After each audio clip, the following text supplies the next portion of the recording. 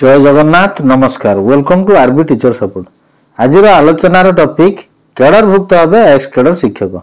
आपण माने भाबुथिबे सबु बेले आपण वीडियो रे कहउचंती एक्स कैडर उच्छेद पई सरकार पदक्षेप नेउ नांती, पुणी आज कहलेनी कैडरभुक्त हे एक्स कैडर शिक्षक। कथा कोन समस्त कथा आपण माने जानि परिबे। वीडियो को स्किप न करी शेष पर्यंत देखंतु, वीडियो को लाइक और शेयर करंतु। वर्तमान पर्यंत चैनल सब्सक्राइब करि नथिले चैनल सब्सक्राइब करी नोटिफिकेशन बेल ऑन कर दियंतु, जा फल परवर्ती अपडेट वीडियो प्रथमे आपण देखि परिबे। मने रखंतु वीडियो स्किप करंतु नाही, शेष पर्यंत देखंतु। ए वीडियो रे दुई तीनोटी कथा परिष्कार भाव रे आलोचना करिवि, जेथरे कि आपण माने सबु बुझि परिबे। गत जनवरी 18 तारिख रे एक चिट्ठी हस्तगत हैला। चिट्ठी नंबर 3547। चिट्ठी इश्यू होईची office of the advocate general Odisha Cuttack तरफ।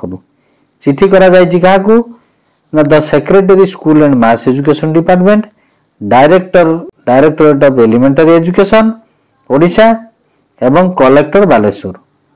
विषय रही कौन डब्ल्यूबीसी नंबर 6287/2014 फाइल करथिले किए ना Kanakalata Nayak and others versus state of Odisha. ये चिठी विषय रे संपूर्ण आलोचना करिबा एवं कनकलता नायक एंड अदर्स रो केस डब्ल्यूपीसी 6287/2014 संपर्क रे आलोचना करिबा। वीडियो को स्किप न करी शेष पर्यंत देखंतु, वीडियो को लाइक और शेयर करंतु।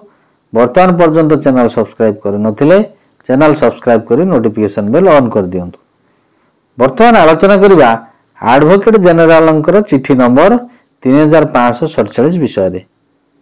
ए चिट्ठी रे advocate general school and mass education department आउ डायरेक्टरेट ऑफ एलिमेंटरी एजुकेशन एवं कलेक्टर बालेश्वर को अवगत करिसंती गणशिक्षक कनकलता नायक रेगुलाराइजेशन करिवा पई माननीय हाईकोर्ट द्वारस्थ होइथिले। डब्ल्यूपीसी नंबर 6287/2014 आवेदन करथिले। माननीय हाईकोर्ट एई केस रो ऑर्डर 25/1/2023 धनंजय चरण दे हाईकोर्ट ऑर्डर सहित संपृक्त करथिले। तेणु माननीय हाईकोर्ट सरकार को निर्देश दैछंती सुप्रीम कोर्ट एसएलपी ऑर्डर अनुसार कनकलता नायक को समस्त रेगुलाराइजेशन सुविधा दिया जाऊ। वर्तमान कनकलता नायक एक्स कैडर हिसाब रे कार्य करूछंती। कोर्ट ऑर्डर बल रे कनकलता नायक नोटिफिकेशन नंबर 278 डेट 4/1/2024 अनुसार समस्त सुविधा पाइबे। एबे आलोचना करिबा कनकलता नायकंकर केस विषय रे। WBC number 6287/2014 Kanaklata Nayak versus state of Odisha.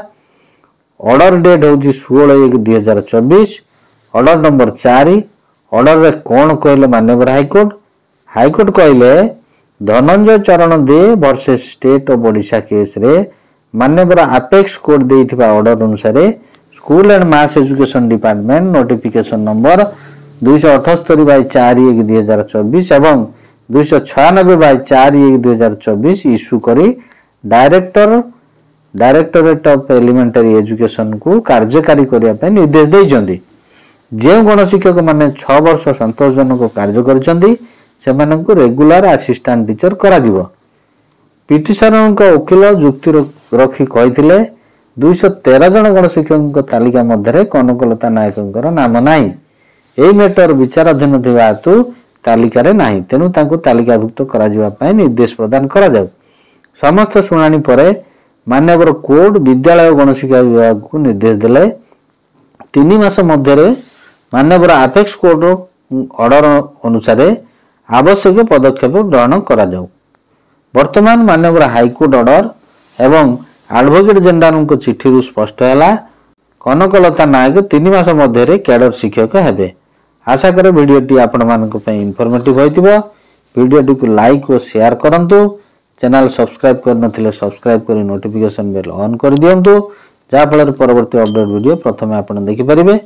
परवर्ती वीडियो पर्यंत रहउची। नमस्कार। वंदे उत्कल जननी।